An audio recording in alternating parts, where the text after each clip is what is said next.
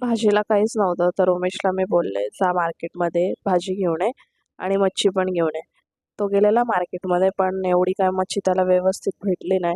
तर मग मच्छी नाही आणली त्याने, फक्त भेंडी घेऊन आला. मग माझी मम्मी इकडे ठेचा बनवत होती आणि म्हटलं मग आता भेंडीच बनवूया. मग मस्त भेंडी बनवली, नाश्ता वगैरे केला आणि बसलो गप्पा मारत. इथे उमेश बोलत होता आता इतकं तिखट खाल्लं तर काय होईल वाटच लागून जाईल म्हणून. इथं आमचा जरा जोक चाललेला. उमेश गेलेला मग त्याच्या कामाला. डमरू इकडे खेळत होता मम्मीसोबत. डमरू पण आजकाल खूप त्रास देतोय, खाली राहायचं नावच घेत नाही तो, फक्त उचलून घ्या त्याचं असंच म्हणणं असतं. त्याच्यातच आमचा दिवस जातोय. मग थोडंसं टाइमपास केला. संध्याकाळी मग पॉपकॉर्न बनवले, मम्मीने खारी टोस आणलेला, बिस्किट आणलेलं ते खाल्लं.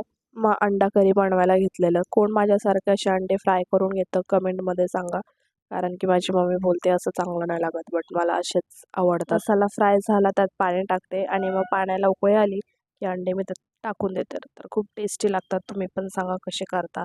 तर भेटूया उद्या. बाय.